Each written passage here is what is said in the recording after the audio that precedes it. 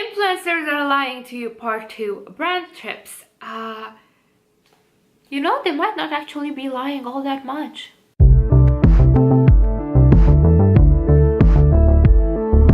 Hello beautiful people, ladies, gentlemen, and everyone in between. Hi, my name is Mia, and this is a virtual vanity, a place where we both love makeup and we're quite critical of it.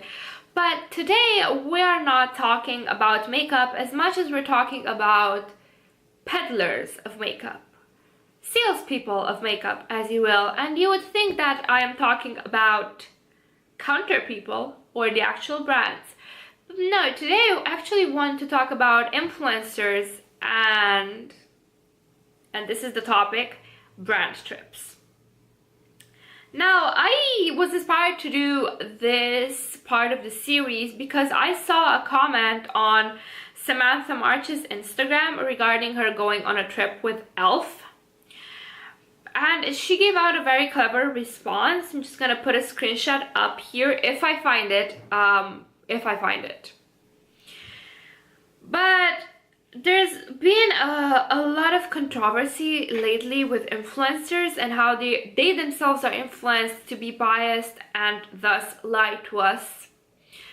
And also regarding brand trips, there have been several prominent and just on the nose brand trips, such as a brand trip with Benefit, with NARS, where the whole drama apocalypse of the beauty guru quartet happened.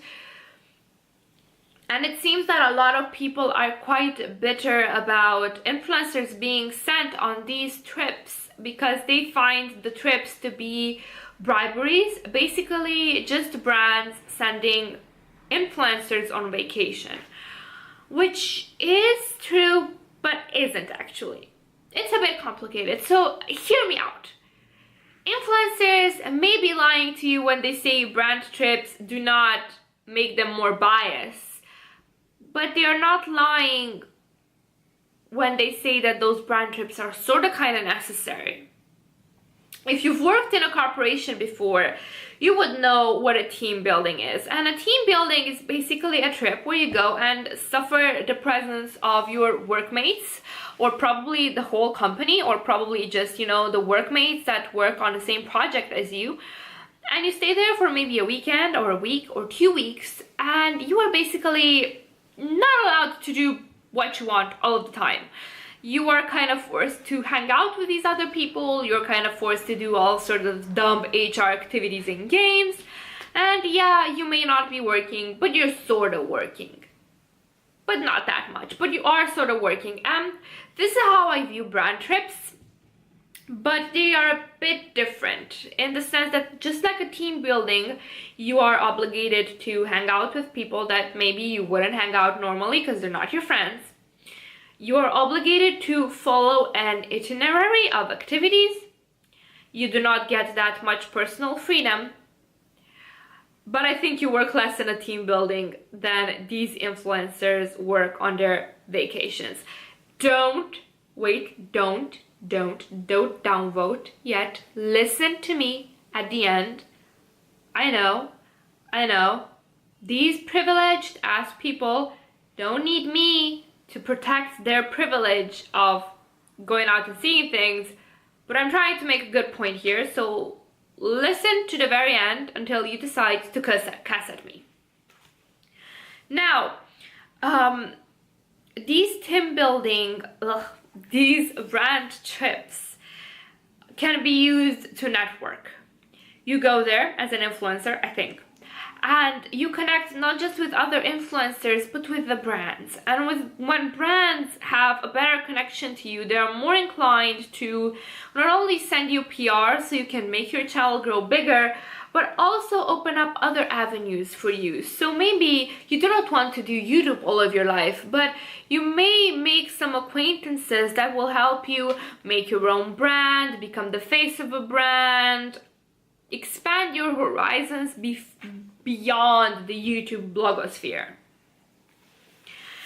Not only that, but you get to network with other influencers because I assume that not participating in events where everybody else does in your industry is quite isolating. Yes, you avoid most of the drama, but then again, it's very lonely being on YouTube without any friends, and influencers are people after all, and I assume that yes, they do want to network and maybe make more money, but they also want to connect with other people that understand the struggles and obligations and responsibilities and maybe annoying things that come with the job that you can't talk about to regular people about, because you're gonna sound like a brat. But there are still annoying things that come with, you know, having tons of PR sent to you and going on these brand trips and being an influencer, just like with any other job. So I assume it's nice for them to connect with other people in that way.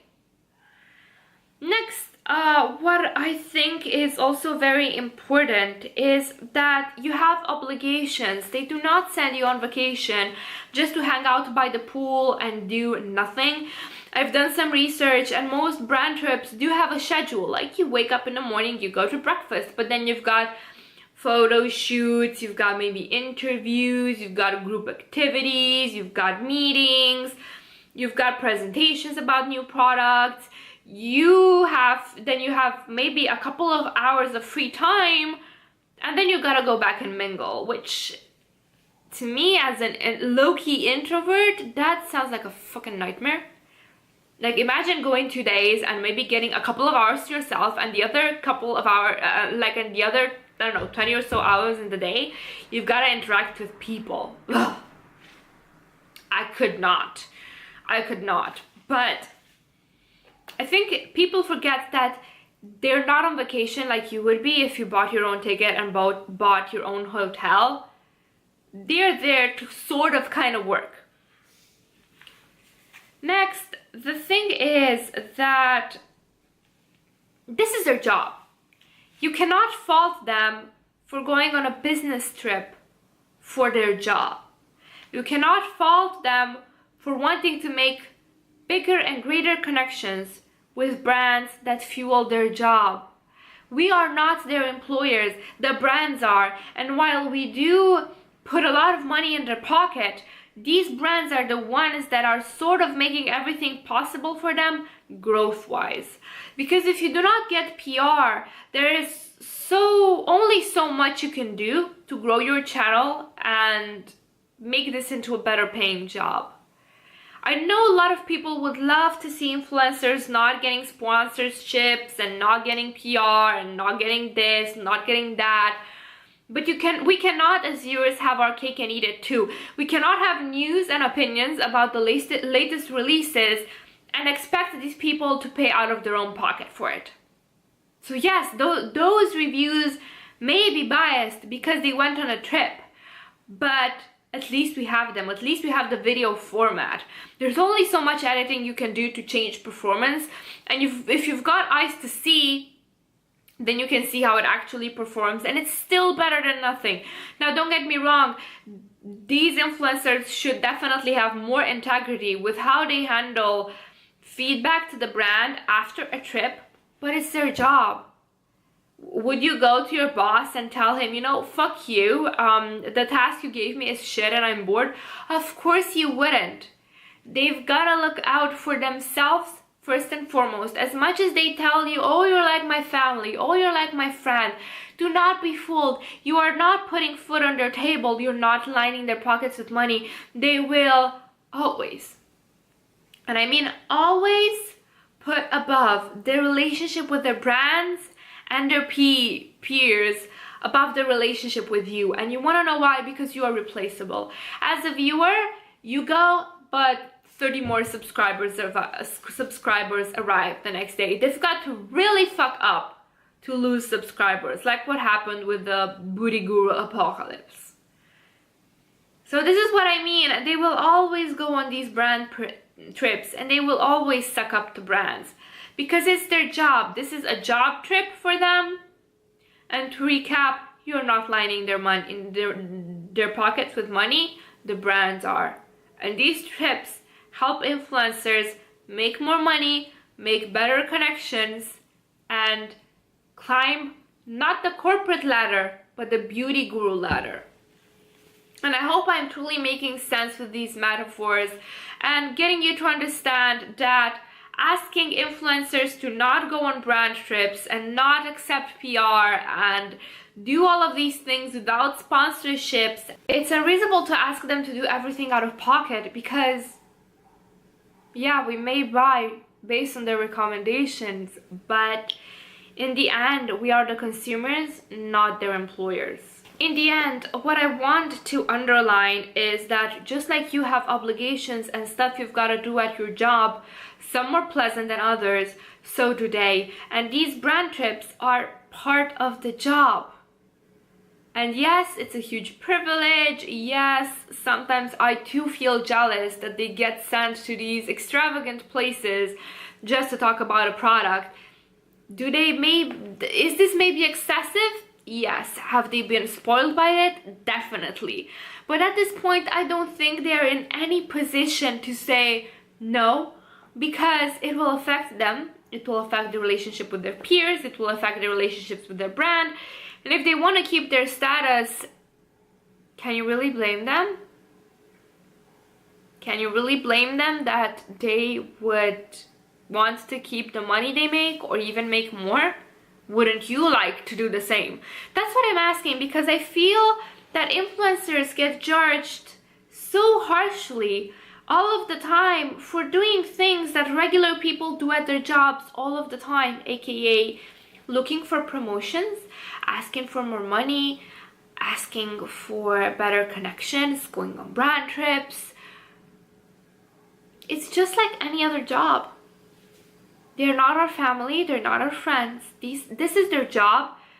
And I think that above all, we should respect them for the job they make and cancel them when needed. But also, don't shit in their hearts for what they gotta do to stay on top. Okay, that was my 2 cents. I hope I made sense, guys.